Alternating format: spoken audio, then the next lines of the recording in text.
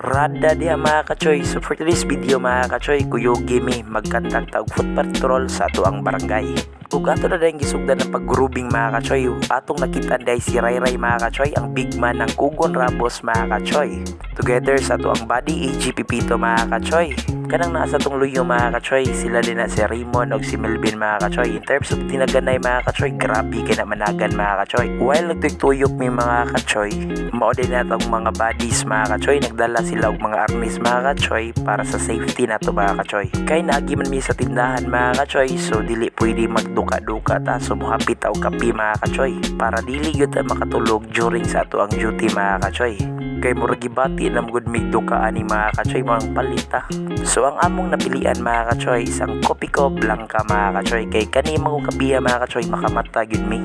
Pag-abot na mo sa barangay mga kachoy, na ay good news gikan ni Marlo Celiar. Responder dito siya mga kachoy sa Kugon Ramos. So nagdala siya mga kachoy og mga manok mga kachoy.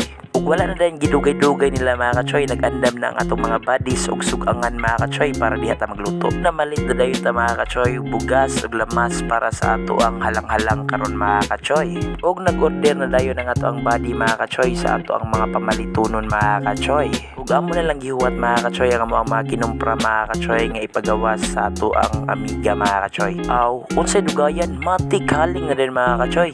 Ato sa i-prepare mga lamas mga kachoy para gigonya mga kachoy, lahos na ta. Ug dili gyud na to kalimtan ang paghugas mga kachoy aron ingnon limpyo ba. Sugdan na din nato hiwa ang ato ang Bombay mga kachoy, kay mao magid ang first step mga kachoy no. Di gyud na mawagtang ang Bombay mga kachoy, pawa sa mga bidli-bidli ug luod-luod mga kachoy ba. Sunod din nato mga kachoy ang ato ang sili espada mga kachoy, mao ni mapada og halang sa ato ang manok mga kachoy. Kay wala man tay para dukdok mga kachoy, matik improvise na mga kachoy. Imo ra nang dukdukon sa kutsilyo, duot dayon mga kachoy sa imuhang kamot. Ato ginahiwaon itong ahos mga kachoy para mo gawas gid ang lasa sa ahos mga kachoy ba. Ug dili gyud na nimo panitan mga kachoy para lami gyud. Sunod na dayon nato mga kachoy ang tiil sa bata. Ay luya day mga kachoy. Tay murag gutom naman gyud bay, dalian na bay. Murag nabungog naman lang gyud ko sige hiwag lamas ani mga kachoy. Kana excited na kay kamukaon sa imong giluto mga kachoy ba, nya wala pa day maluto. Ug naandam na gyud ang ato mga lamas mga kachoy. Ug wa na ta magdugay-dugay mga kachoy, ato nang gibutang og usa ka kilong mantika mga kachoy, syarog din ni mga bungog.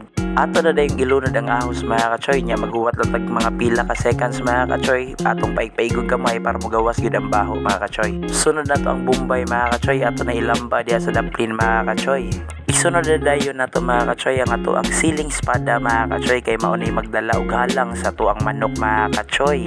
Ug ang atong kinalasan nga ilunod mga kachoy ang luya mga kachoy, kay mao ni magpadag humot. Ug ato sang tabunan kadiyot mga kachoy. Pag-abli nato mga kachoy, grabe ka humot na sa ato ang lamas, kay ato magipataod-taoran gamay mga kachoy. Dili na nato dugayon mga kachoy, matik lunod na dayon nato ang ato ang manok mga kachoy. Ug ato na din ang gitimplahan mga kachoy no, ug ato nang ukayon mga kachoy.